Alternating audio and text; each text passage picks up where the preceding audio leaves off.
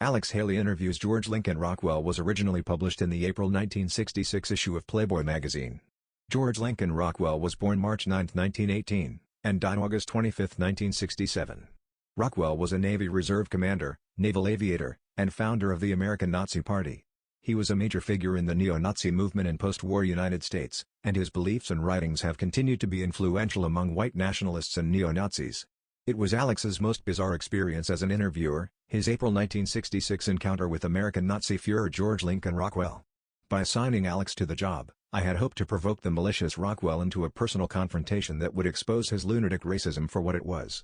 It exceeded even my wildest expectations. Alex called to request the interview, and was asked pointedly if he was Jewish. Alex said no, but I didn't tell them I was black. When he stepped out of his cab at Nazi headquarters in Arlington, Virginia, Rockwell's stormtroopers were stunned and outraged, but ushered him past Doberman watchdogs and swastika flags into the inner sanctum where Rockwell stood waiting dramatically beneath a portrait of Adolf Hitler. Greeting him without a smile or handshake, the commander ushered him into a seat, placed a pearl-handled revolver pointedly on the armrest of his chair and began with the all-time classic opening to a Playboy interview. "Nothing personal," he said, "but I don't mix with your kind, and we call your race niggers," said Alex amiably, without missing a beat. "I've been called nigger many times, Commander, but this is the first time I'm being paid for it. So you go right ahead." It was the beginning of a beautiful relationship. Murray Fisher, former editor of Playboy. A candid conversation with the fanatical Führer of the American Nazi Party, genocidal maniac. Barnum of the bigots. These are among the more temperate epithets hurled regularly, along with eggs, paint, pop bottles, rocks and rotten vegetables, at George Lincoln Rockwell, self-appointed Führer of the American Nazi Party and self-styled messiah of white supremacy and intransigent anti-Semitism. Reveling in his carefully cultivated role as a racist bogeyman, he has earned, and openly enjoys, the dubious distinction of being perhaps the most universally detested public figure in America today. Even the Ku Klux Klan, which shares his Jew-hating, segregationist convictions, has officially disowned and denounced him. Until his rise to notoriety, however, like that of the pathological Austrian paperhanger whose nightmare dream of Aryan world conquest he still nurtures, Rockwell would have been first on anyone's list of those least likely to succeed as a racist demagogue, or even to become one. The older of two sons born to Doc Rockwell, an old-time vaudeville comic, he spent his childhood years being shuttled back and forth between his divorced parents' homes, his mother's place in rural Illinois and his father's summer cottage on the coast of Maine, where he was dandled and indulged by Doc's ever-present house guests, including such showbiz cronies as Fred Allen, Benny Goodman, Groucho Marx and Walter Winchell. Rockwell entered Brown University in 1938 and quickly became known among the faculty as a practical joking, insubordinate student of doubtful promise. Though he spent less time studying than drawing cartoons for the campus humor interviews, he managed somehow to get passing grades, and he began to court the co-ed who was to become his first wife. Dropping out of school at the end of his sophomore year to enlist in the Navy, Rockwell finally got married, in late 1941, after completing his training as a fighter pilot, just in time to get shipped overseas when the war broke out. Stationed in the South Pacific, he was commanding a Navy attack squadron at Pearl Harbor when the war ended. He mustered out in late 1945, returned to Maine and took up belated residence with his wife, eking by as a part-time sign painter and freelance photographer while he cast about for a permanent profession. Tightening the family's belt still another notch, he finally decided to quit work for study toward a career in commercial art. He moved his family to New York and signed up at Brooklyn's Pratt Institute, where his considerable graphic gifts were officially recognized in 1948, when a poster he'd drawn for the American Cancer Society was awarded the annual $1,000 prize of the National Society of Illustrators. Then, quixotically turning his back on art, Rockwell returned to Maine a year later to join three friends in opening an ad agency. When it went bankrupt a few months later, he again found himself scuffling for pin money from one odd job to another. Still an officer in the Navy Reserve, Rockwell was recalled to active duty in 1950 and served throughout the Korean War at the naval base in San Diego, where he befriended a married couple who shared his passionate conviction that General MacArthur ought to run for president in 1952. In the course of their conversations, the woman gave him what turned out to be a fateful handful of right-wing political pamphlets, for among them was a particularly gummy piece of anti-Semitic hate literature, the first he'd ever seen. Though he dismissed it at first as racist trash, he found it morbidly fascinating and read it from cover to cover, and then again, it was beginning to make sense to him. The seed was planted. Nurtured by more of the same, cheerfully supplied by his newfound friends, it began to germinate, and when Rockwell picked up a copy of Mein Kampf in a second-hand bookstore and began to read, it took root. "I was hypnotized, transfixed," he said later. "Within a year, I was an all-out Nazi, worshipping the greatest mind in 2,000 years, Adolf Hitler." Leaving his wife and three daughters behind in San Diego when he was transferred to Iceland in 1952 as a bomber squad commander, Rockwell was divorced and remarried, to an Icelander, within a year. When his tour of duty was completed in 1954, he moved to Washington, D.C., and made still another ill-fated effort to become a breadwinner, this time as the publisher of U.S. Lady, a special market women's interviews aimed at what he felt was an untapped readership of military wives. Because of financial pressures, he was forced to sell out after the first few issues. In desperation, after a futile campaign to persuade well-heeled right-wing businessmen to underwrite his burgeoning but undefined political ambitions, he packed his wife and their few belongings into a car-drawn trailer and hit the road as a traveling salesman. No great shakes at this kind of work, either. He left more than one town empty-handed and dead broke, but his wife managed somehow to keep food on the table. Rockwell began to sit up nights mapping grandiose plans for the resurrection of National Socialism, with himself as the reincarnated Führer, and during the day, between house calls, he roamed the country seeking fellow malcontents and proselytizing for fearless, dedicated cohorts to join him in his crusade to purify the land of Reds and Blacks. By the summer of 1958 he had collected enough cash, via mail donations from secret admirers, mostly in the South, and mustered enough fellow fanatics, 11 or 12, to give the group a name, the American Nazi Party, and to begin agitating for attention. They got it. Their first official act was to picket the White House carrying such signs as "Save Ike from the Geiks." Brandishing Lugers, clicking their heels and hiling each other in brown shirts, boots and swastika armbands, they swaggered about their new national headquarters, a tumble-down shack in Arlington, Virginia, just across the Potomac from Washington. When an Atlanta synagogue was seriously damaged in a mysterious bombing late that summer, the public unleashed a storm of outrage against the Nazis, though none was ever indicted, and their little shack became a target for bricks and Molotov cocktails, police raids, snipers, abusive mail and telephone death threats. Seeing the handwriting on the wall, not to mention a widening pattern of bullet holes, Rockwell's long-suffering wife quietly packed her bags and left for Iceland. Her decision, as even Rockwell later admitted, could hardly have been a wiser one, for that first siege proved to be merely the opening skirmish in a continuing campaign of psychological and guerrilla warfare, punctuated periodically by ugly, often violent confrontations, between Rockwell and the public, the press, the law, the courts, the government, the church, the civil rights movement, the John Birch Society, the Anti-Defamation League, the ADA, the KKK, the FBI, and just about every known racial, religious and political minority group from Berkeley to Baltimore. In almost every contretemps, Rockwell has come out on the short end, winding up usually either in jail for inciting a riot or in the hospital for sticking around to see how it came out. Often bloodied, once by an outraged viewer in the middle of a television speech, but still unbowed, even by his most recent and humiliating defeat, for the governorship of Virginia. The indomitable Nazi chieftain announced recently that he plans to stage a Back to Africa hate rally this summer at the corner of Lenox Avenue and 125th Street in the heart of New York's Harlem. Few think he's crazy enough to go through with it, but even fewer would be willing to swear that he isn't. In the hope of finding out for sure, and of learning how he got that way, we decided to ask the neo-Nazi for an interview. Unlike controversial past interviewees Klan wizard Robert Shelton and atheist Madeleine Murray, Rockwell could not be called a spokesman for any socially or politically significant minority. Indeed, his fanatical following is both motley and minuscule. Estimates of Nazi Party membership range from 25 to 100. But we felt that the very virulence of Rockwell's messianic master racism could transform a really searching conversation with the 48-year-old Führer into a revealing portrait of both rampant racism and the pathology of fascism. The results, obtained for us by interviewer Alex Haley, explosively exceeded our expectations. Of the experience, Haley writes, "I called Rockwell at his Arlington, Virginia, headquarters and relayed Playboy's request for an exclusive interview. After assuring himself that I wasn't Jewish, he guardedly agreed. I didn't tell him I was a Negro." 5 days later, as my taxi pulled up in front of Rockwell's international headquarters, a 9-room white frame house in Arlington, since padlocked by the Internal Revenue Service, which is currently investigating the labyrinth of Nazi financial backing, I noticed a billboard-sized sign on the roof reading, "White Man Fight, Smash the Black Revolution." I couldn't help wondering what kind of welcome I'd receive when they got a look at my non-Aryan complexion. I didn't have long to wait. The khaki-clad duty guard at the door stiffened as I stepped out of the cab and up the front stairs. When I identified myself, he ushered me uncertainly inside and told me to wait nearby in what he called the Shrine Room, a small, black-walled chamber dimly lit by flickering red candles and adorned with American and Nazi flags, adjoining portraits of Adolf Hitler and George Washington, and a slightly larger, rather idealized painting of Rockwell himself, a self-portrait.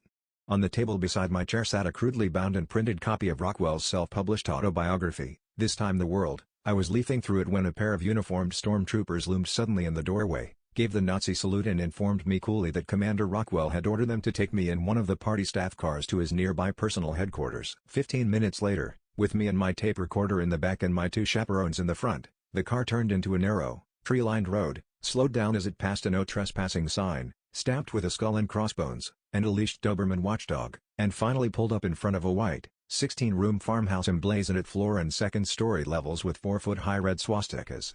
About a dozen Nazis stared icily as the guards walked me past them and up the stairs to Rockwell's door, where a side-armed stormtrooper frisked me expertly from head to toe. Within arm's reach, I noticed, was a wooden rack holding short combat lengths of sawed-off iron pipe. Finding me clean, the guard ceremoniously opened the door, stepped inside, saluted, said, "Sieg Heil," echoed brusquely from within, then stood aside and nodded permission for me to come ahead. I did. As if for dramatic effect, Rockwell was standing across the room, corncob pipe in hand, beneath a portrait of Adolf Hitler. Warned about my negritude, he registered no surprise nor did he smile, speak or offer to shake hands. Instead, after surveying me up and down for a long moment, he motioned me peremptorily to a seat, then sat down himself in a nearby easy chair and watched silently while I set up my tape machine. Rockwell already had one of his own, I noticed, spinning on a nearby table. Then, with a burly guard standing at attention about halfway between us, he took out a pearl-handled revolver, placed it pointedly on the arm of his chair, sat back and spoke for the first time, "I'm ready if you are." Without any further pleasantries, I turned on my machine.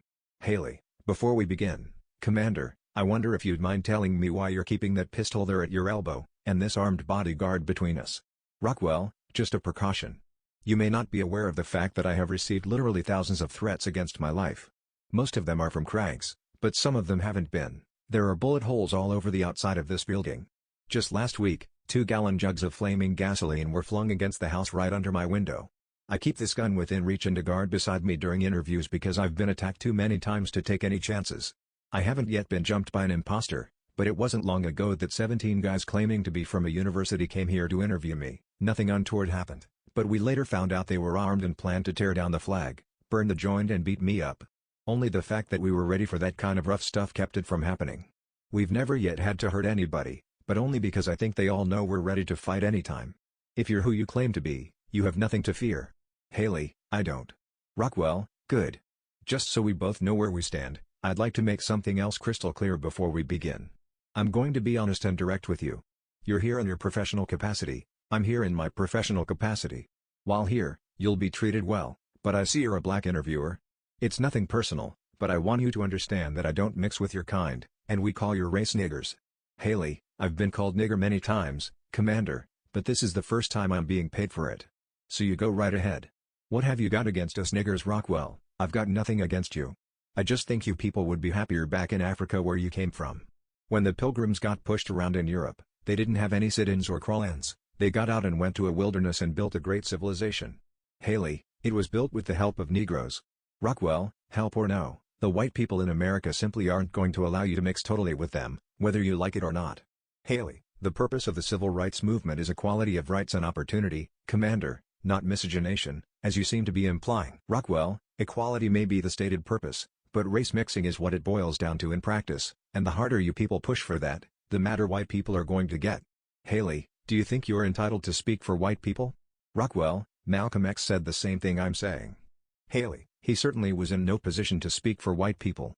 "Rockwell, well, I think I am speaking for the majority of whites when I say that race mixing just isn't going to work. I think, therefore, that we should take the billions of dollars now being wasted on foreign aid to communist countries which hate us and give that money to our own niggers to build their own civilized nation in Africa." "Haley, apart from the fact that Africa is already spoken for territorially by sovereign nations, all but a few of the 20 million Negroes in this country are native-born Americans who have just as much right to remain here as you do, Commander." "Rockwell, that's not my point. When two people prove incompatible in marriage and they can't live together, they separate, and the massive average niggers simply don't fit in modern American society. A leopard doesn't change his spots just because you bring him in from the jungle and try to housebreak him and turn him into a pet. He may learn to sheath his claws in order to beg a few scraps off the dinner table, and you may teach him to be a beast of burden, but it doesn't pay to forget that he'll always be what he was born, a wild animal." "Haley, we're talking about human beings, not animals." "Rockwell, we're talking about niggers, and there's no doubt in my mind that they're basically animalistic." "Haley, in what way?" "Rockwell, spiritually. Our white kids are being perverted, like Pavlov's dogs, by conditioned reflex training. For instance, every time a white kid is getting a piece of ass, the car radio is blaring nigger bebop. Under such powerful stimuli, It's not long before a kid begins unconsciously to connect these savage sounds with intense pleasure and thus transfers his natural pleasurable reactions in sex to an unnatural love of the chaotic and animalistic nigger music, which destroys a love of order and real beauty among our kids. This is how you niggers corrupt our white kids, without even laying a dirty hand on them. Not that you wouldn't like to. Haley, it's sometimes the other way around, Commander. Rockwell, well, I'll have to admit one great failing of my own people: the white man is getting too soft. The niggers are forced to do hard manual labor, and as a result, most nigger bucks are healthy animals, rugged and tough, the way nature intended a male to be. When you take a look at how the average, bourgeois white man spends his time, though, hunched over a desk, going to the ballet, riding around on his electric lawnmower or squatting on his fur-lined toilet seat, you can't help but observe how soft and squishy a lot of white men allow themselves to become, especially some of the skinny, pasty-faced white peace creeps with their long hair, their fairy-looking clothes and the big yellow stripe up their spineless back. What normal woman would want one of these cruds? Unfortunately, some of our white women, especially in the crazy leftist environment on our college campuses, get carried away by Jewish propaganda into betraying their own instincts by choosing a healthy black buck instead of one of these skinny, pansified white peace creeps who swarm on our college campuses. Haley, are you implying that the Negro male is sexually superior to the white man? Rockwell, certainly not. The average white working man, the vast majority of white men, are just as tough and ballsy as any nigger who ever lived. It's the white intellectuals who have allowed themselves to be degenerate physically, mentally and especially spiritually, until I am forced to admit that a healthy nigger garbage man is certainly superior physically and sexually to a pasty-faced skinny white peace creep. Haley, do you consider Negroes superior to white men in any other way? Rockwell, on the contrary, I consider them inferior to the white man in every other way. Haley, that's a fairly sweeping generalization. Can you document it? Rockwell, when I speak at colleges, they often ask me the same question. I always answer with a question of my own: how do colleges determine the superior and inferior students? By performance, that's how. Look at history, investigate the different races. The Chinese perform, they've created a great civilization. And the white races certainly perform. But the nigger race, until very recently, has done absolutely nothing. Haley, how recently? Rockwell, the past 20 or 30 years. Haley, what about the contribution of those millions of African Negroes and their descendants, along with that of migrants of every color from all over the world, who helped found and build this country? Rockwell, I don't dismiss it, but the fact is that any contribution of the niggers has been almost entirely manual and menial. Horses could have done most of it, or well-trained monkeys from the same trees they were flushed out of back in Africa. They've picked up a few more tricks since then, but only what they've learned from the white man. Haley, recent archaeological findings have documented the existence of advanced black African civilizations centuries before the dawn of comparable cultures in Europe. Rockwell, if they were so far ahead of us then, why are they still shooting blow darts at each other while we're launching rockets to the moon? Haley, the American space program isn't a segregated project, Commander. There are many Negroes working for NASA and in the space industry. Rockwell, this only proves my point. A few niggers, like trained chimpanzees, have been pushed and jammed into such things as the space program by our race-mixing presidents and the federal government, but niggers didn't originate any of the ideas or develop the fantastic organizations capable of putting men into space. The niggers in NASA are like chimpanzees who have learned to ride bicycles. A few trained monkeys riding bicycles doesn't prove that chimpanzees could invent or build or even think about a bicycle. The fact is that the average nigger is not as intelligent as the average white man. Haley, there's no genetic or anthropological evidence to substantiate that. Rockwell, I know you're going to say you can show me thousands of intelligent niggers and stupid white men. I'm well aware that there are exceptions on both sides. All I'm saying is that the average of your people is below the average of my people, and the pure black ones are even further below us. I have living evidence of this sitting right in front of me. Haley, if you mean me, I'm far from pure black, as you can see. Rockwell, that's just it. You're an intelligent person, I enjoy talking to you. But, you're not pure black like your ancestors in the Congo. Now, this may insult you, but we're not here to throw pansies at each other. There had to be some white people in your background somewhere, or you wouldn't be brown instead of black. Right? Haley, right. Rockwell, well, I'm saying that your intelligence comes from the blood of my people. Whenever they trot out some smart nigger and say, see? Look how brilliant niggers are, what they usually show you is a part white man with some nigger blood in him. This doesn't prove that niggers are great. On the contrary, it proves that white blood can make a part nigger more intelligent. Haley, that's not proof, Commander. Can you offer any authoritative documentation to support your view? Rockwell, a psychologist named Go Ferguson made a definitive study of the connection between the amount of white blood and intelligence in niggers. He tested all the nigger schoolchildren in Virginia and proved that the pure black niggers did only about 70% as well as the white children. Niggers with one white grandparent did about 75% as well as the white children. Niggers with two white grandparents did still better, and niggers with three white grandparents did almost as well as the white kids. Since all of these nigger children shared exactly the same environment as niggers, it's impossible to claim that environment produced these tremendous changes in performance. Ferguson's study, conducted in 1916, we later learned, has since been discredited by every major authority on genetics and anthropology. They call it a pseudo-scientific rationale for racism, based on an inadequate and unrepresentative sampling, predicated on erroneous assumptions, and statistically loaded to prove its point. Ed. Haley, in his book A Profile of the Negro American, the world-famed sociologist T.F. Pettigrew states flatly that the degree of white ancestry does not relate in any way to Negro IQ scores. According to Pettigrew, the brightest Negro yet reported, with a tested IQ of 200, had no traceable Caucasian heritage whatever. Rockwell, the fact that you can show me one very black individual who is superior to me doesn't convince me that the average nigger is superior. The startling fact I see is that the lighter they are, the smarter they are, and the blacker they are, the dumber they are. Haley, that's an opinion, Commander, not a fact. Can you back it up with any concrete evidence? Rockwell, the evidence of lifelong experience.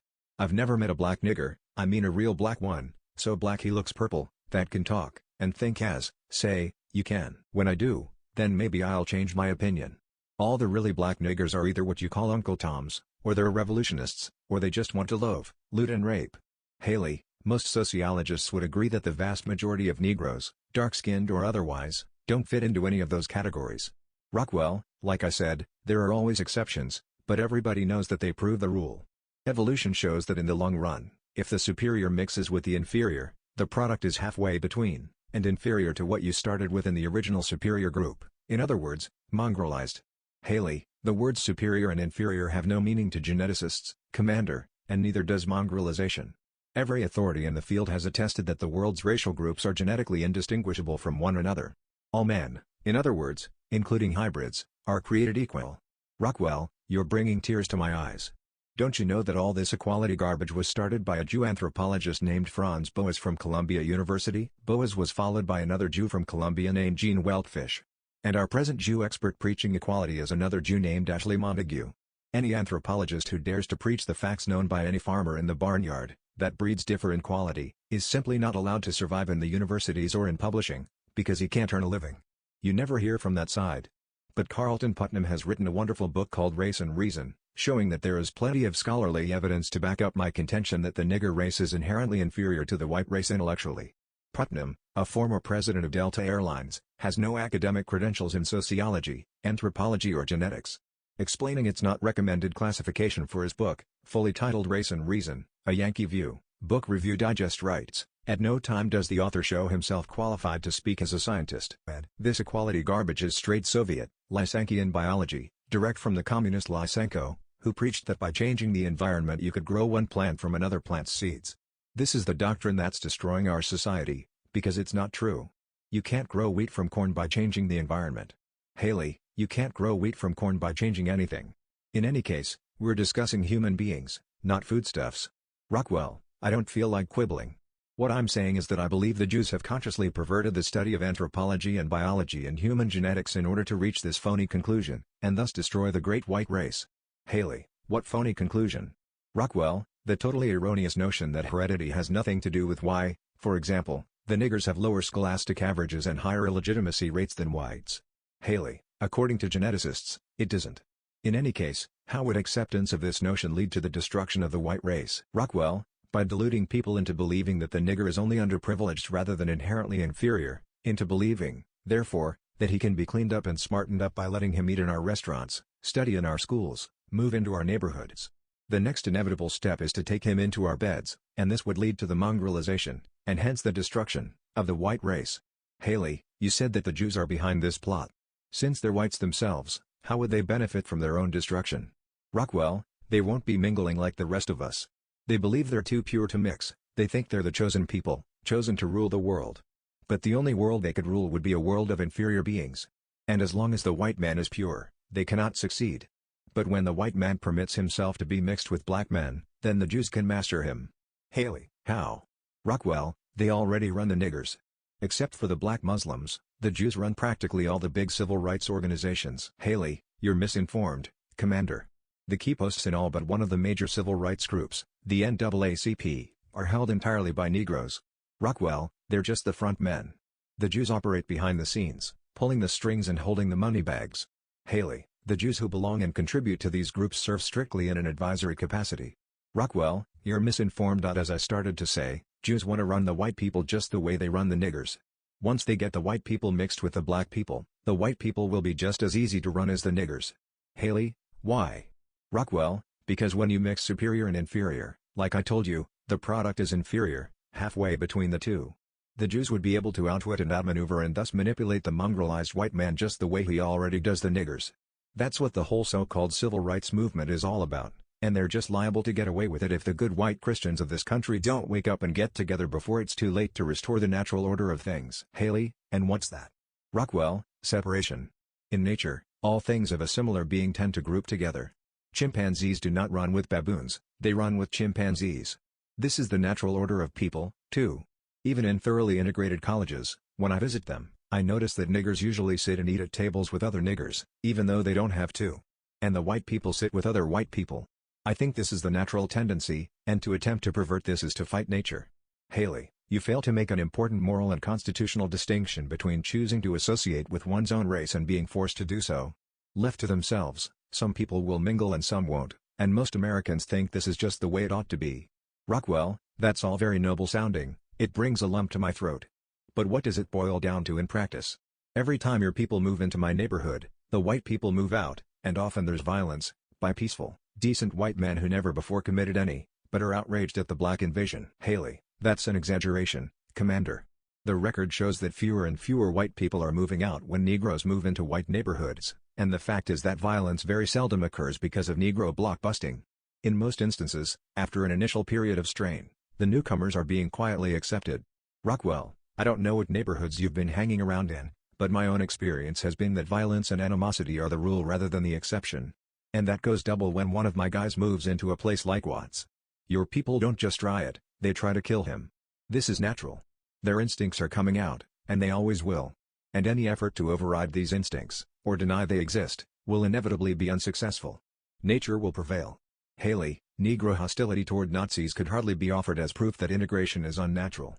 Nor is anti-Nazi violence confined to Negroes. Rockwell, you're right, the Jews are even better at it. Haley, you've been quoted as saying that the Watts, Harlem and Rochester riots, among others, were actually instigated by Jews. Do you have any evidence to substantiate that charge? Rockwell, I didn't say they started them, I said they engineered them. First of all, they tell the niggers, you people don't have to obey the laws you don't like, just like Martin Luther King preaches. If a cop arrests a nigger, it's police brutality. And he's told he should fight back. Whenever a policeman tries to do his duty, the Jew-oriented niggers have been told to try and take the prisoner away from this brutal cop. The Jews turn him into a psychological bomb, so that when a cop comes along and does his duty it's just like touching a match to a fuse. Boom, up it goes. Like it did in Watts. Like they do in Harlem. Haley, in both the Watts and Harlem riots, the bulk of the property damage was suffered by Jewish-owned stores and businesses. Why would the Jews foment violence that's bound to result in the destruction of their own property? Rockwell, it just happens that most of the businessmen making money off the niggers in the ghettos are Jews. The big Jews in charge are willing to sacrifice the little Jews just as a general sacrifices some troops to win a war. Haley, but what could any Jews possibly win by engineering riots? Rockwell, they're just natural-born agitators. They just can't help coming in and getting everybody all stirred up, and they're always the ones to suffer for it. Every time. But they just can't quit. It's irrational as hell. With all their liberalism and their preaching about equal rights for niggers, they've promoted disorder and chaos that's eventually going to bury them. The liquor dealers are getting it now. Last summer, all those Kike store owners in Watts kept screaming, "Oi! Stop! Listen! We're your friends," while the coons beat their brains out. And that's just the beginning, just a sample of things to come. This summer I predict that racial violence even more terrible than Watts will erupt, all because of these two troublemaking inferior races. Haley, in judging Negroes inferior to whites, you said a while ago that you made this appraisal on the basis of performance. Do you find Jews inferior for the same reason?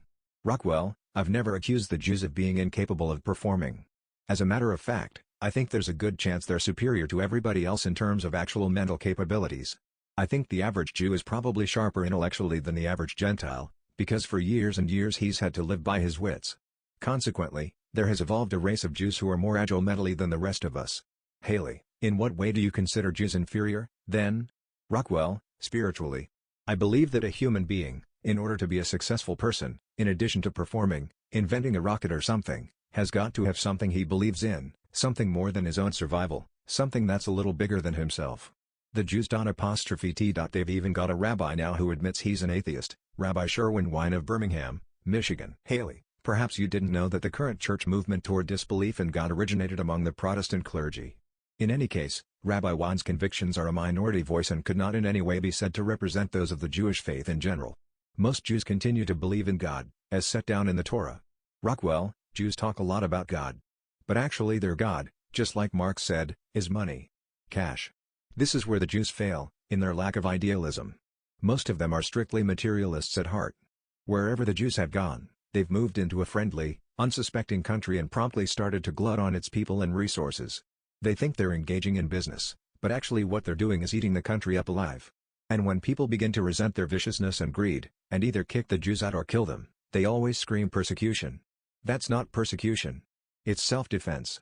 Haley, are you implying that Hitler was justified in exterminating 6 million European Jews? Rockwell, I don't believe for 1 minute that any 6 million Jews were exterminated by Hitler. It never happened. You want me to prove it to you? Haley, go ahead. Rockwell, we have the figures for the number of Jews in the world in 1939, before World War II, 15,688,259, and the figures for the number living after World War II, 18 million. Now, if you take the number of Jews for after World War II, and add the 6 million you say were gassed, you get a total of 24 million, which means that there would have to have been a 50% increase in the Jewish population during a period of about 5 years. Even people as good at sex as the Jews couldn't possibly reproduce that fast. So you see, the Jews' own figures convict them as liars. Haley, what's your source for these statistics?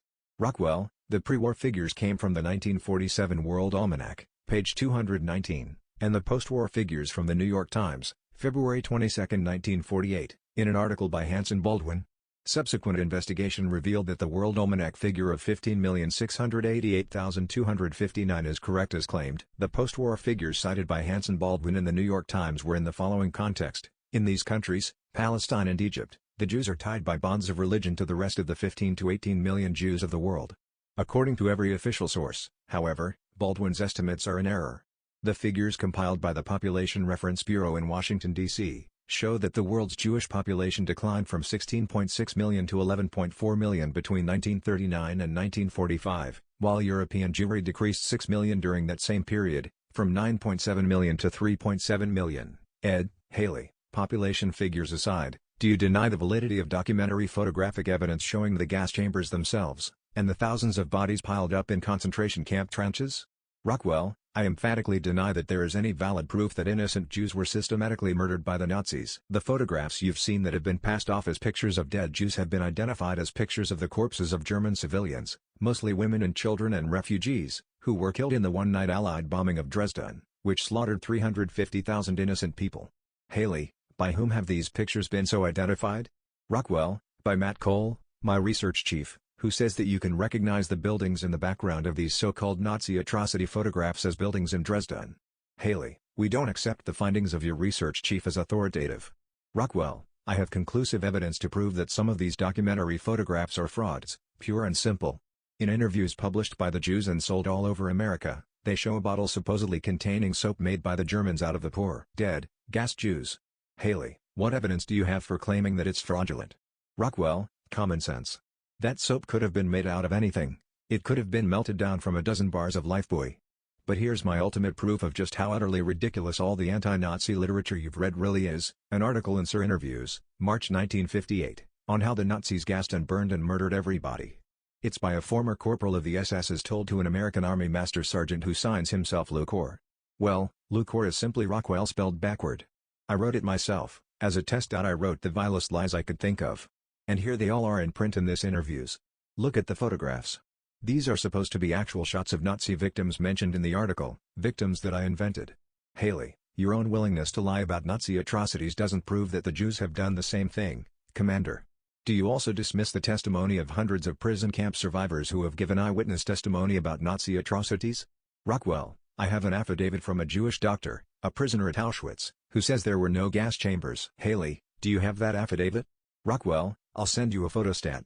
It has not arrived, Ed. I believe the gas chambers in these concentration camps were built after the war, by Jewish army officers.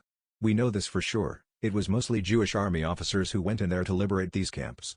And it was mostly Jewish army CIC officers who were in charge of the Nuremberg trials. It was they who tortured innocent Nazis, using any kind of vile method they could to cook up phony evidence. Haley, can you prove these charges?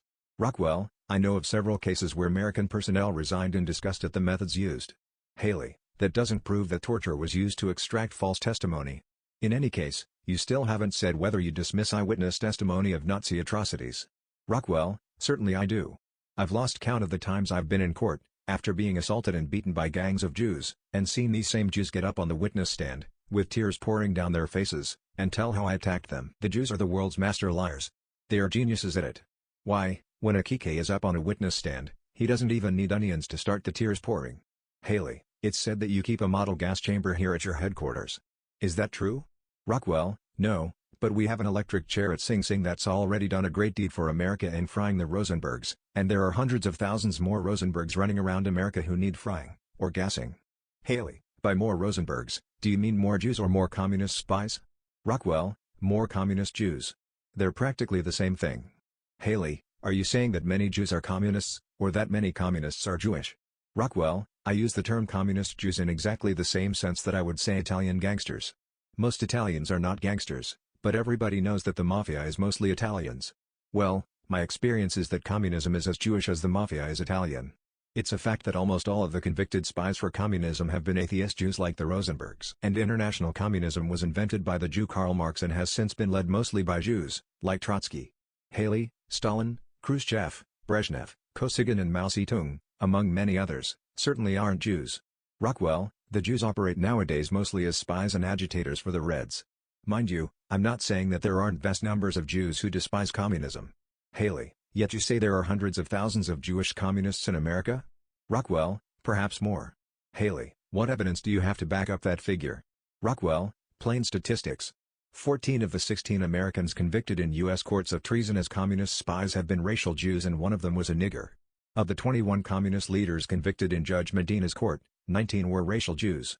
Of the so-called second-string Politburo communist leaders rounded up, more than 90% were racial Jews.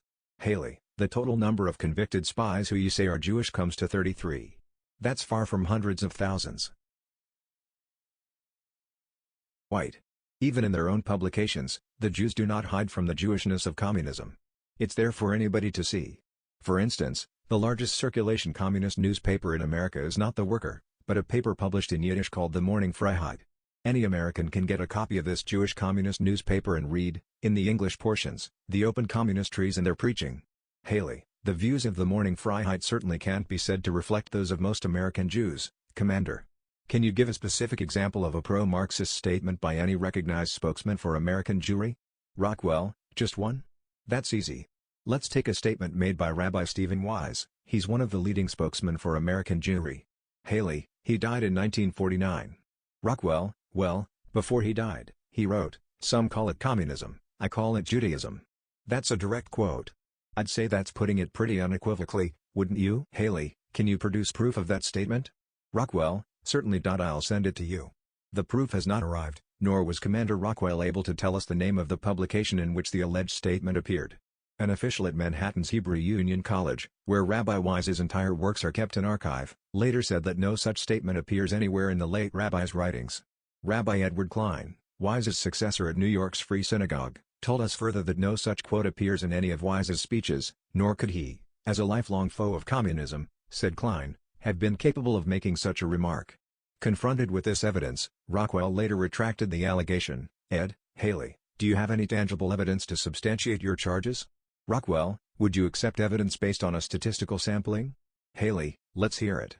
Rockwell, out of the number of Jews that I have known personally, a tremendous proportion, at least 50%, maybe as high as 85 or 90%, have been pro-red, either card-carrying communists or accessories before or after the fact, either openly and knowingly aiding and abetting communism and promoting the communist overthrow of this government, or assisting the communist enemies who are killing Americans, or consciously suppressing legal evidence which would tend to convict such traitors. Haley, your own conjectures about the political sympathies of Jews you've known personally, Commander, could hardly be accepted as evidence to support your allegations about them. let alone the hundreds of thousands you say are pro-red. In any case, you say they need frying, or gassing. On what grounds? Rockwell, treason. Everybody, not just Jews, with suspicious records of pro-communism, or treasonable Zionism, or any subversive attack on this country or its people, should be investigated and arrested and the evidence placed before a grand jury. If they're indicted, they should be tried for treason, and if they're convicted, they should be killed. Haley, how? Rockwell, well, there are going to be hundreds of thousands of Jewish traitors to execute, don't forget. I don't see how you can strap that many people in electric chairs and get the job done before they all die of old age, so it seems to me that mass gas chambers are going to be the only solution for the communist traitor problem in America. Haley, your suggestion of gas chambers as a solution for the communist traitor problem is reminiscent of the final solution for the Jewish problem instituted by the Nazis in Germany. Are you planning to lead another anti-Semitic crusade along the lines laid down by Hitler? Rockwell, the crusade I plan to lead will be much broader in scope than that. In Germany, Hitler produced a local lab experiment. He provided me with an ideology in the same way that Marx provided one for Lenin. My task is to turn this ideology into a world movement. And I'll never be able to accomplish that by preaching pure Aryanism as Hitler did, by glorifying the Nordic Germanic people as a master race. There is an easily identifiable master race, however, the white race. You can find it all over the world. This is what I'm fighting for, not Aryanism, but white Christian solidarity. In the long run, I intend to win over the people of Greece, of Germany, of Italy, of England, of Canada, of France, of Spain, of Latin America, of Rhodesia, of South Africa, the people of every white Christian country in the world. All the white Christian countries of the earth I would try to mold into one racial, religious, political and military entity. I want them eventually to have hegemony. Haley, over the non-white, non-Christian nations? Rockwell, over the Afro-Asian bloc, which is to me the ultimate danger the earth faces. Worse than the bomb. These people have something both communism and democracy have lost. They're fanatics.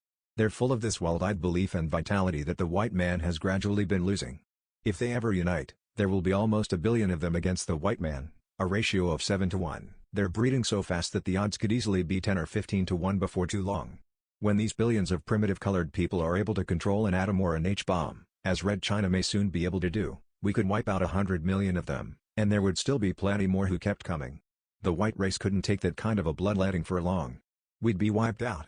The huge masses of semi-animal colored people would simply sweep over us, and there'd be nothing we could do about it. It would be the ultimate victory of quantity over quality, unless the white people unite first. We're in real trouble if they get together first.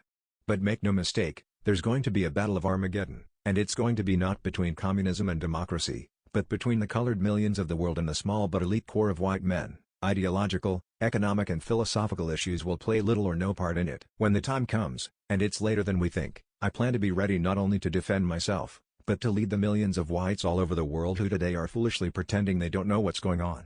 Haley, estimates of your nationwide membership range from 25 to 100. Do you propose to lead the white Christian nations with this handful of followers?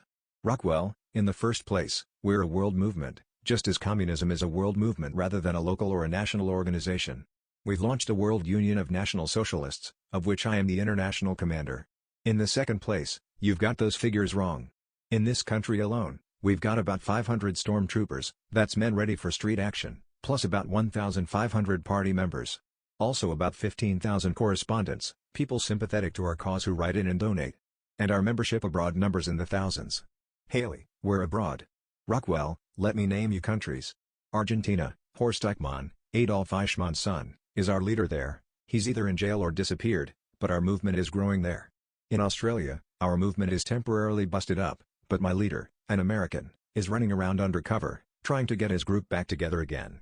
In Spain, we've got a pretty good undercover movement, but Franco doesn't appreciate it, so we have to stay undercover. In England, Colin Jordan is operating wide open, and doing very well. In France, we've got a damned good group, they were all arrested just a while back. In Belgium, I've got an ex-SS paratrooper in charge, and he's doing very well. In Sweden, we've got a tremendous group, they were all just arrested. In Austria, our guy is in jail, so things are pretty well broken up there. In Canada, John Beatty is leading a tremendous and successful movement. Our leader in Chile is in jail. In Germany, we've gone undercover, our leader is going to jail shortly. In Holland, we're doing fine. In Ireland, they're coming along fast. In Italy, we've got a real tremendous movement. In Japan, one of our guys stabbed the socialist deputy. Remember? New Zealand is coming along fine. But Norway isn't doing too good. We've a fine group in South Africa now, though, and we've got a group in Rhodesia now, too. So you see, we've got groups all over the world. They're still little. But after all, it's only been 20 years since Hitler died. 20 years after Christ was crucified, there were almost no Christians. Right now, the followers of the swastika are in the catacombs, like the original followers of the cross were then. I can't say we're a Christian movement in the ordinary sense. In fact, I personally am an agnostic. But I deeply believe that there is a power greater than ours that's helping us in our fight to keep the world natural and racially pure, as opposed to perverted and mongrelized. We've got an ideology, a dedication, a belief, a vitality to match the zealotry of the fanatical Asian African bloc. That's why we're going to grow. That's why, eventually, we're going to prevail. Haley, can you tell us just how you plan to go about fulfilling this destiny, with or without divine intervention? Rockwell, I have a 4-phase plan.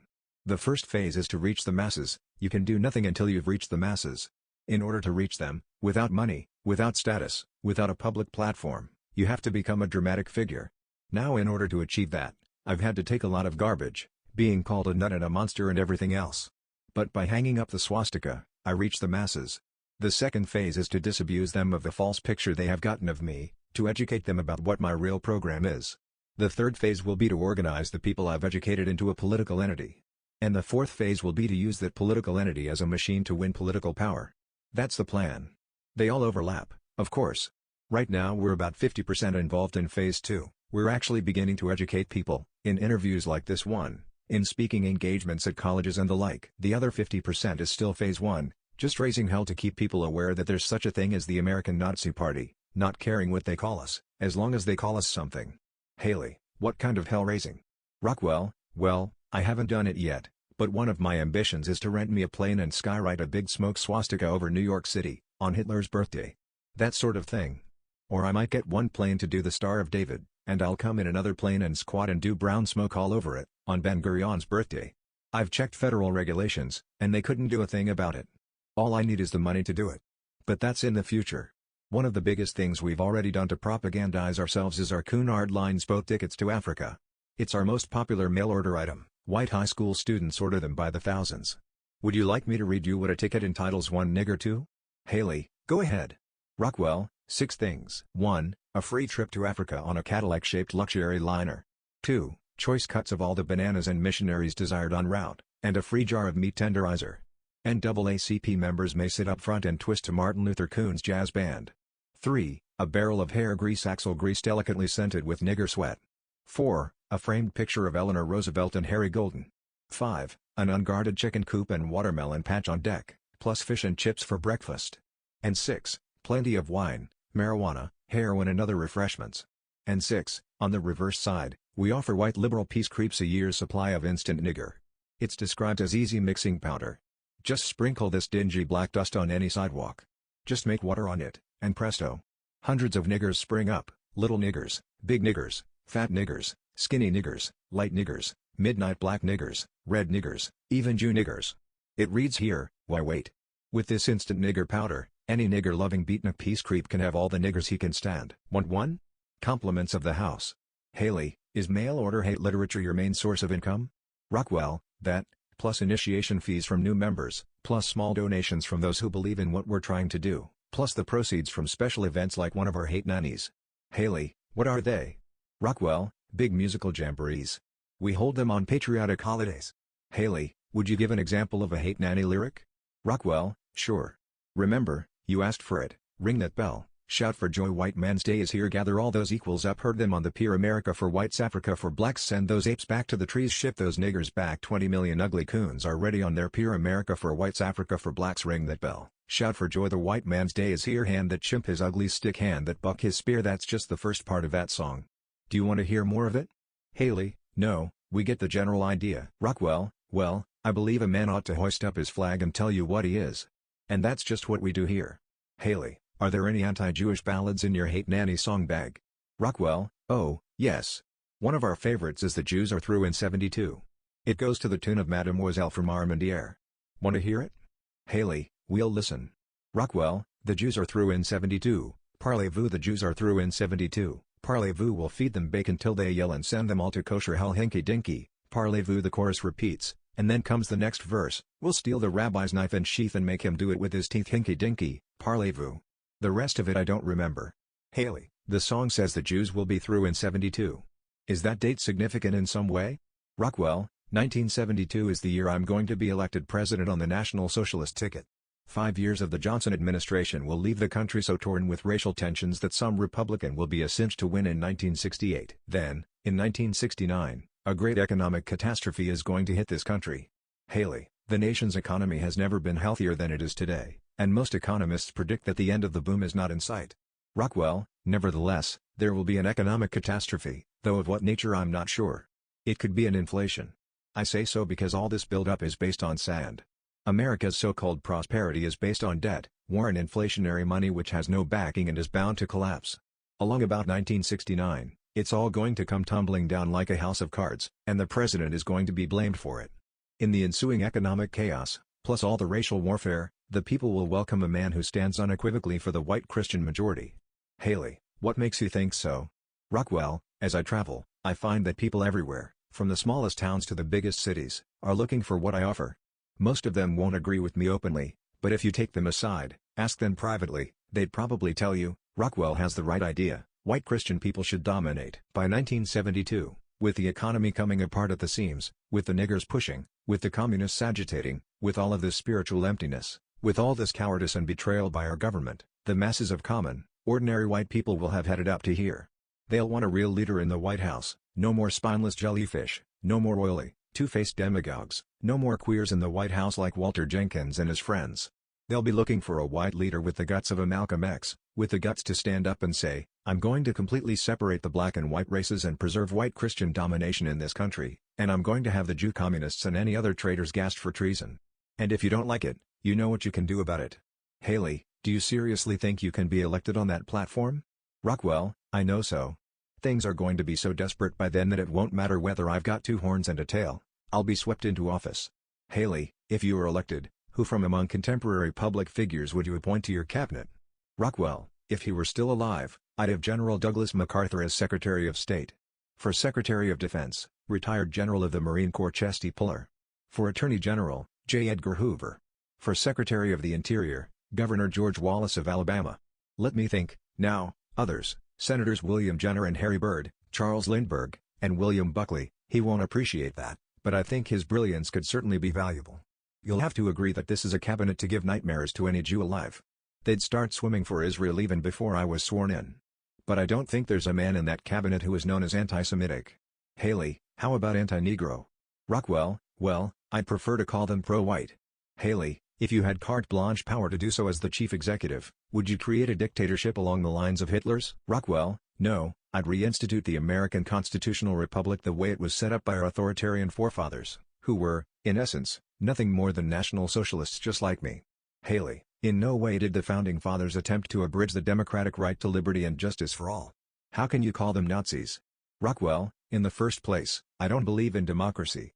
In the second place, neither did our white forefathers. I believe, as they did, in a republic, an authoritarian republic with a limited electorate, just like the one the writers of our Constitution meant this country to be. When these white Christian patriots sat down to write the Declaration of Independence, there were no black citizens for them to worry about. In those days, all the niggers were slaves, but today, thanks to several misguided amendments, our Constitution provides even the blackest of savages with the same rights as his former white masters. Haley, then you advocate the disenfranchisement of Negroes? Rockwell, and the revocation of their citizenship. Haley, and the restoration of slavery? Rockwell, no, we have machines to do their work now. I would simply revoke their citizenship and then offer them the alternatives of either returning to Africa with our generous help and assistance in establishing a modern industrial nation, or being relocated on reservations like the Indians were when they became a problem to the survival of the white people. This will apply to you, too, by the way. Nothing personal, you understand, I like you, personally, but I can't make any exceptions. Haley, of course not. What would you do with America's 6 million Jews? Rockwell, I think the Jews can be dealt with individually rather than as a group, like the niggers must be because of their race. As I said earlier, I think all Jews, in fact, all those connected in any way with treason, whether Jews or not, should be investigated and their cases put before grand juries. If they're indicted, they should then be tried, and if convicted, they should be killed. Haley, having disposed of Jews and Negroes, would that complete your list of those slotted for removal? Rockwell, not quite. I'd also purge the queers. I despise them worst of all. They're one of the ugliest problems of our society. and they must be removed, I don't know if with gas, or what, just so they don't poison society. If they insist on being queers, put them on some island, maybe, but certainly not around the rest of society. They're the ultimate symbol of a decaying civilization. Haley, since you're concerned about the problem, Commander, would you like to reply to a frequent charge by psychiatrists that the womanless atmosphere of military asceticism and institutionalized hostility that characterize your hate monastery, as you've called your headquarters here, make it an ideal sanctuary for those with repressed homosexual tendencies? Rockwell, my reply is that this is the standard Jewish charge. The biggest charger that we are a bunch of homosexuals is Walter Winchell, whose real name is Isidore Israel Lipschitz, or something like that. Winchell's real name is Walter Winkel. Ed, he's always calling me George Lincoln Rockwell, Queen of the Nazis, saying I'm a fairy, and so forth. Universally, I have found that the Jews themselves, as Hitler said, are the greatest people in the world for accusing others of their own crimes. Haley, you haven't answered the charge that your party is a haven for homosexuals. Rockwell, well, I do think there is a tendency for queers to come here, because to a queer, this place is as tempting as a girls' school would be to me. Whenever I catch any of them in here, I throw them out, and I have caught quite a few of them in here. We had one case where we had reason to believe that the police would catch two guys in the act. The two of them left here hand in hand. I tried to get them prosecuted. We won't tolerate that sort of thing. Haley, how about heterosexual relations? Are they verboten, too? Rockwell, absolutely not. Any man who didn't vigorously enjoy normal sex could never be a National Socialist. One of the best American Nazis I've ever known used to use a vulgar expression, those who won't fuck won't fight. I wouldn't put it so crudely myself, but I heartily subscribe to that doctrine. I never knew a good fighting man who didn't enjoy a lusty sex life. Haley, are any of your men married?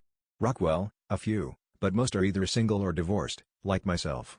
I believe very strongly in the importance of basic morals to protect civilization, but it's almost impossible for a guy in this kind of work to have a normal marriage and family, so most of us have no choice but to make other arrangements.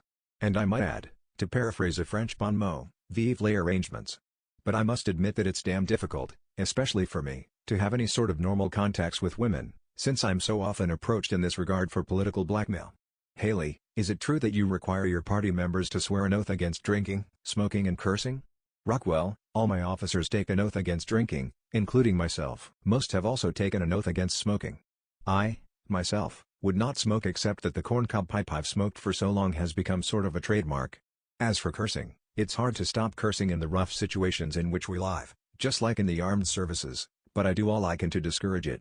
Haley, you've used swear words in this interview. Is this setting a good example for your men? Rockwell, well, I exempt myself from that oath for professional appearances such as this. In talking to you, I've used words like nigger and kike because this is a big interview in a national interviews, and I want to attract attention, to shock people into listening to what I have to say. If I were discussing, say, the favorite word of niggers, motherfucker, I'd say it strictly as a factual observation and to make a point. But in private conversation, neither I nor any of my members ever use that word, or any other foul language. Haley, do you also forbid the use of drugs? Rockwell, certainly. I've had a few guys in here who I think were marijuana smokers, but I've thrown them out and turned them in. Addiction to any drug is degenerative mentally as well as physically, and we're dead serious about our dedication to the healthy body healthy mind philosophy. Haley, is karate or judo instruction part of your training program? Rockwell, not so much of that. I've found that unless you're a real expert at karate or judo, it doesn't help you much. Unless you use it instinctively, it's no use at all. So we concentrate on physical education, boxing and weapons training. Haley, what sort of weapons? Rockwell, rifles and pistols. Haley, for what purpose? Rockwell, self-defense.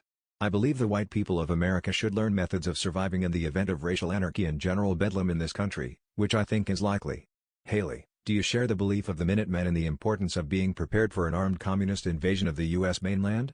Rockwell, the Minutemen are kidding themselves. If there is a total communist takeover, they haven't got a prayer in the world of surviving it, let alone stopping it, running around in the weeds with a few guns like little boys playing cops and robbers. All they're doing is giving themselves an emotional catharsis. They're wasting millions of dollars, and in the process they're getting a lot of good kids sent to jail for illegal possession of weapons. I think it's like the Klan. Their aim, insofar as being ready is concerned, I'm for the Klan's principles, ideas and so forth, except the anti-Catholicism, but from my point of view, their methods stink. Haley, what methods? Rockwell, their partial terrorism. I feel that terrorism is a valid weapon in guerrilla warfare, or any kind of warfare, and under the circumstances in which our country finds itself, I would favor terrorism if it could be complete, if it would work. 100 years ago, I'd have been a Klansman with a rope and a gun and the whole business. I'd have really gone all out during the Reconstruction to save the white South. And make no mistake about the terrorism, it did the job. But today, it plays directly into the hands of Martin Luther King. It manufactures martyrs for the Northern press, for the liberals, and it doesn't scare the niggers out of hell-raising anymore. Haley, but apart from your belief that racial violence against Negroes has become self-defeating, you have no moral objection to it? Rockwell, none at all. What I object to is wars among white men. This is what we've been doing for centuries, fighting among ourselves and wiping each other out.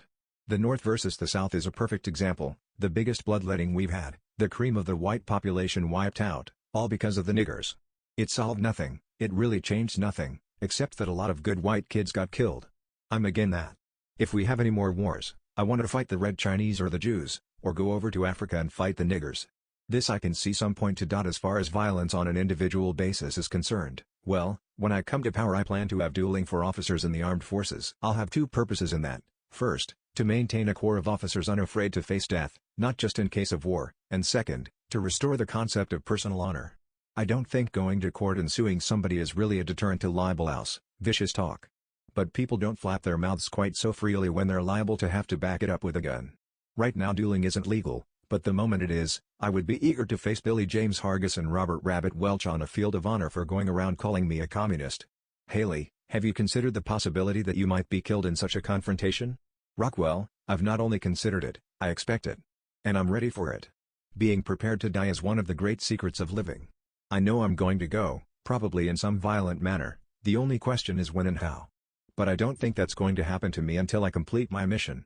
I know this is irrational, but I believe that I was placed here for a purpose and I think God has something to do with it. Our country needs a leader. So I think I'll be spared. As Rommel said, stand next to me, I'm bulletproof. Haley, do you think you're bulletproof, too? Rockwell, not literally, of course, but I firmly believe that the more arrogant and defiant you are of danger, the safer you are from harm. I think that's the reason I've survived so many times when people have shot at me. If you're fearless enough, it implants a certain psychology in the guy that's trying to shoot at you. It's almost as if he could smell your fearlessness, the way an animal smells fear. But the effect is the opposite. Instead of being emboldened to attack, he's so unsettled that his hand shakes when he goes to pull the trigger, and this makes it almost impossible for him to hit you. Either that, or he'll back down entirely. When I go out in the street and toughs come up threatening to whip me, I look them straight in the eye and say, go ahead. Start. Maybe they could whip me, but so far nobody's tried. Haley, what's the closest you've come to getting killed? Rockwell, the closest, I guess, though I didn't get hurt, was the time we had scheduled a picket by 14 of us of the movie Exodus in Boston. The other men were in a truck, and I had registered in a nearby hotel as Nathan Ginsburg, where I waited until the scheduled picket time of 2 p.m. The newspapers and radio estimated that 10,000 or more Jews were packing the streets waiting for us, and my truck full of boys couldn't get through the crowd. Well, our picket had been the subject of headlines for days, so I couldn't possibly chicken out at that point. I had to get through the crowd somehow to picket in front of the theater, so I put on an overcoat, went through the crowd quietly, and when I got in front of the theater, I took off the overcoat in the middle of all those Jews and stood there in full dress uniform. They were shocked into silence for a moment, their jaws dropped. Then somebody hollered, "It's Rockwell, get him." And the whole huge mob marched in on me with their clubs and bailing hooks. If I hadn't been rescued by a flying wedge of tough Irish cops, I would certainly have been killed. I was taken into protective custody and put in a cell. I'll tell you, I was glad I was out of that. It could have ended horribly. But I had to show my men that I wouldn't ask them to do anything I wouldn't do myself. Another reason I did it is the effect the Nazi uniform has on Jews. It turns them into insane hate mongers, easy to beat, outmaneuver and outthink. The most dangerous man on the face of the earth is a rational, carefully planning Jew, but a raging, hate-filled Jew will act foolishly. You can whip him. Haley, how many times have you been jailed for this kind of agitation, Commander? Rockwell, up to now, 15 times. But never for very long. 2 weeks was the longest. That was in New Orleans. We'd gone down there with our hate bus to make fun of nigger agitators who were calling their bus the Love Bus. Without so much as a warrant or any real cause, the Jew-dominated officials of New Orleans had us all thrown in jail on phony charges that were later dropped. We finally got out by staging a hunger strike. 11 of us went 8 days without a bite. On the 4th day, one of our men began to crack and said he was going to eat, so we had to let him know that if he did, it would be his last meal. He changed his mind. Another time in Virginia, they put me in jail, and I was facing 10 years possible imprisonment for starting a war against the niggers.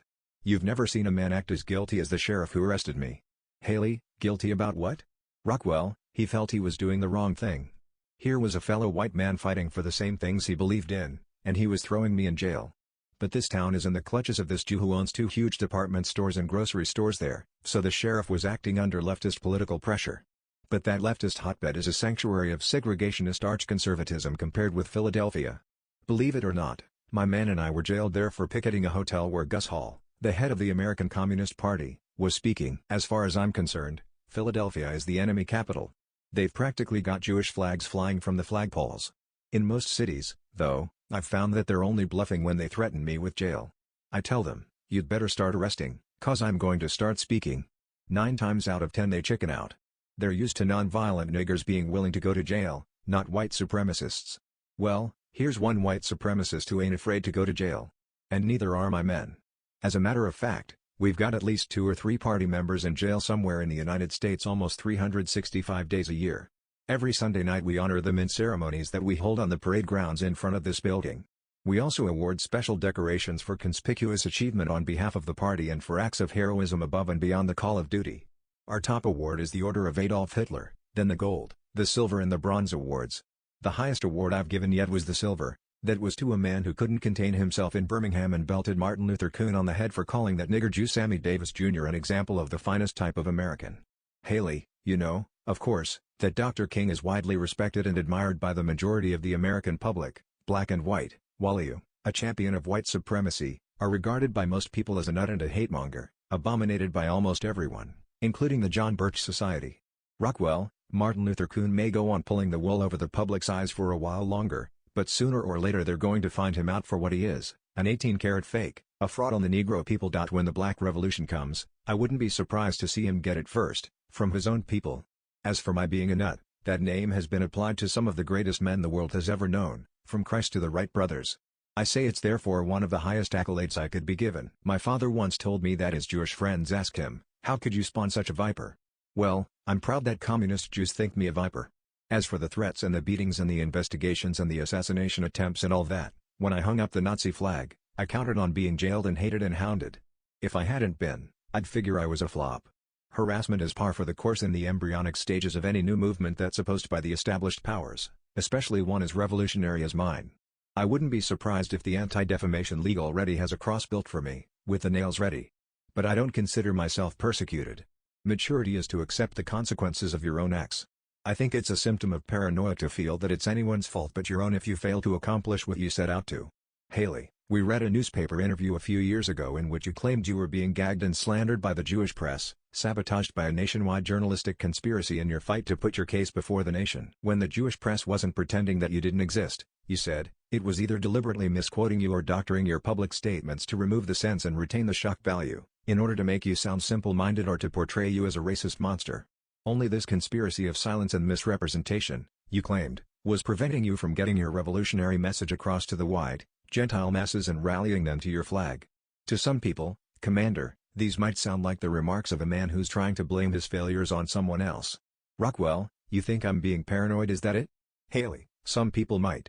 Rockwell, in the Columbia Journalism Review about 3 months ago, Ben Bagdikian, a frequent writer for the Anti-Defamation League, wrote an article called The Gentle Suppression, which asked the question, is the news quarantine of Rockwell a good thing? Bagdikian openly reveals that the press maintains as much silence as possible about our activities. So you see, the Jew blackout on us is as real as a hand over my mouth. They know we're too poor to buy airtime or advertising space, so they ban our publications from all channels of distribution, and they refuse to report our activities in the daily press. I could run naked across the White House lawn and they wouldn't report it. I'm being facetious. But I'm dead serious when I say that the only kind of free speech left in this country is that speech that doesn't criticize the Jews. If you criticize the Jews, you're either smeared or silenced.